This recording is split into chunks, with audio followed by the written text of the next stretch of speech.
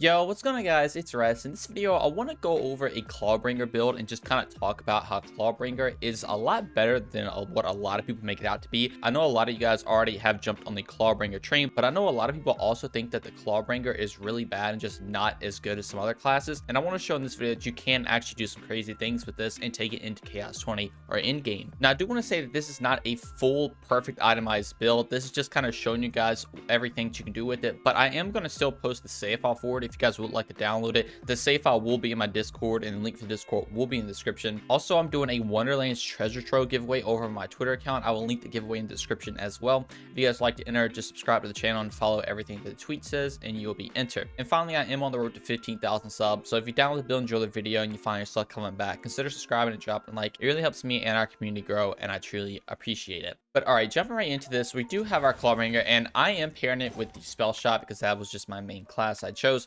But you can honestly pair those with anybody. Things like the Berserker will work super well. Even things like the Spool Warden can also work really well. But the main thing is we're going to be playing into our action skill right here, the Storm Dragon's Judgment. And this is the one that is basically Thor's Hammer. So you can throw it and then you can call it back. And what you notice is if you actually recall it early, you get a lot of your action skill back very quickly. So typically this is a 21-second cooldown, which isn't long in general, but if you actually recall it, as soon as you throw it, it has a much less cooldown. Now this is going to work really well paired with some of your anoints, because there's a bunch of anoints in the game that literally say on action skill start you get this bonus. Now on all my gear, this one right here is the only one I actually have, but it says on action skill start you increase gun damage about 40% for 10 seconds. So if you take a look at the hammer again, you throw it, now you have 40% gun damage and you recall it, and within that 10 seconds you're gonna have your hammer back, and then you can throw it again, and you're just gonna have infinite uptime with 40% damage. It's really crazy. And again, there is a bunch of on action skill start anoints. This is just the only one I have, so you can actually roll a bunch of action skill start anoints on things like your ward or your weapons, your melee weapon,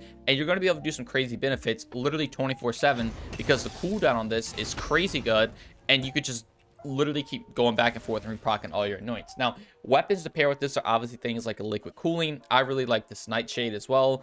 You know, even live wire, just any good weapon that you like for ad clear, any bossing weapon, everything's going to work well. And that's the super cool part about this build or interaction, because you can kind of use whatever you want to use.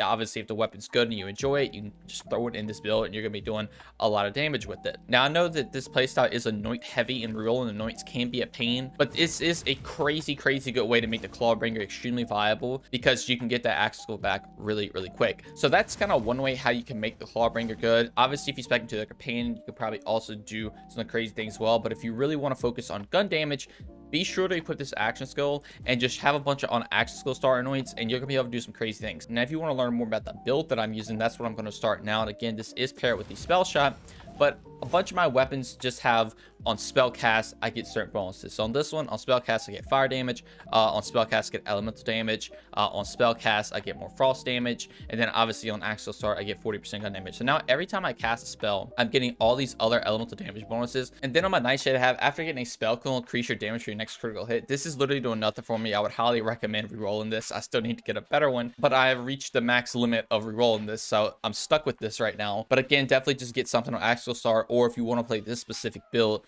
get a on spell cast. Now, the reason I'm taking on spell cast is because of the capstone right here, Sever the Thread. So gun critical hits have a chance to instantly reset all spell cooldowns. This guy's short cooldown. The short cooldown is 5 seconds and a 15% chance to do it, but you're going to be spamming bullets everywhere. You're always going to have it procced, and the spell I'm going to be using is the Buffmeister. This one has 2 charges, and when Sever the Thread actually procs, you will get both charges back if you use 2. So you have 100% uptime on the Buffmeister and 100% uptime on all action skill start enchantments or on spellcast enchantments. And that is really how you make the Clawbringer good. You just have such short cooldowns. You literally just make all your enchantments do your work for you. Now, I am going to be running things like the Curse Wit, so when my shield's depleted, I get 100% more damage. This is always good. I do have a Sacrificial Skeep for survivability with some Spell Shot power and Frost damage. Frost damage is good, obviously, for things like the Nightshade and the Liquid Cooling. Then I also have rings where I get more spell damage, and when my ward is not full, that's going to be really good because I'm going to be running Magic Bullet. So 45% of my spell damage is actually going to be returned to gun damage. So we're going to have a bunch of spell damage this build, obviously with Spell Shot and Spell Weaving stacks. And to keep those effects up, I'm running Glass Cannon so my ward never recharges. So that means my curse wits are always going to be procced, and my 100% increased effectiveness for my rings are always going to be procced, which just means more damage. Now, for class mod, I am running a just spell shot power increase. This is Spore Warden. It doesn't really matter, but the main thing is you're getting an extra point in high threat count, and even prestidigitation is also pretty good.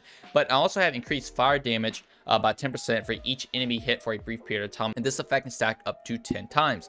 So this is going to be really good paired with a Clawbringer skill, Oath of Fire. So now your Fate makes gun damage, and her Wyvern companion deals bonus fire damage. So now every time you shoot an enemy, you're doing bonus fire damage, and it's getting increased with this armor as well, a class mod, because you're getting 50% more damage on top of that, which is very, very good. You're gonna be able to melt through a bunch of enemies. The act clear of this build is crazy, crazy good. But that is pretty much for all the gear. Again, you can run whatever weapons you want, so you don't even have to run the liquid cooling. Just basically get a weapon you like, get a decent anoint on it or enchant on it, and you're gonna be good to go. Now, get into the rest of the skills. Like I said, we already talked about magic bullets to get that increase in gun damage. Prestidigitation is really good just for reload speed in general, plus you get your spell weaving stacks, which is obviously very good.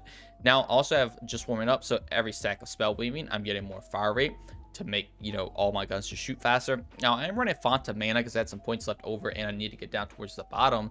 This is giving you some more axe skill cooldown rate, which is good because, you know, you can get this back even faster to keep all your anoints up. Again, we've already talked about glass cannon, hot threat count. You're going to get additional stacks of spell weaving with 1 point in it. You get 3 with 2 in it from your armor. You get 6. So now you're going to have 11 stacks of spell weaving at max, which is 110% more spell damage, which is in return going to obviously give you more damage with magic bullets, and you're going to be able to slay a lot of stuff. Now, also am running imbute weapon, so whenever I cast a spell, I get 10% bonus damage, whatever element that spell is. The Buffmeister already is giving you a huge increase when you cast a spell, so this is just giving you an extra little bump, plus I wanted to get towards the bottom. Then I'm also running a 1 slot, 1 kill, so I get 4% gun damage per stack of spell weaving, obviously with 11 stacks.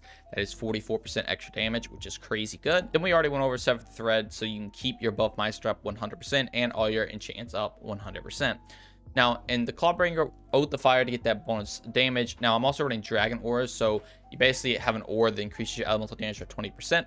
People can also stand in it and get that 20% increase as well, but the main thing is you're getting 20% increased elemental damage, and you're doing a bunch of elements. Literally with these weapons and gear alone, I have Frost damage right here. I'm adding Dark Magic damage. I'm doing extra Incinerate damage. You kind of see how this skill is buffing a lot because of all the elements you're doing. Now, also have a Rebuke right here, so the Fate Maker gains increased damage reduction. I'm just doing this to get towards the bottom, but this is just 15% damage reduction, which is cool. Plus, when anybody ever deals damage to you, do lightning ability damage, which, I mean, is a thing, but it's not that big of a deal. The main thing is that damage reduction, which is cool. I also have Blasphemous Favor. I think I said that right, but this is basically a kill steal. So whenever you get a kill with your gun, you're gonna spawn a fire orb that goes out and, you know, hits the enemy, killing enemy with the melee, and it does a lightning orb. But this is just extra little damage you can give. It's pretty good. Now I also have Firebolt, so this is going to give you a 8% gun damage increase, which is obviously good, just some extra damage.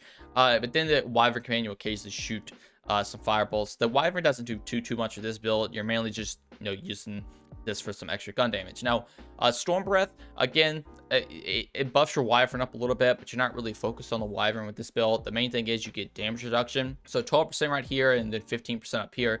Very, very good for survivability with things like the Sacrificial Skeep.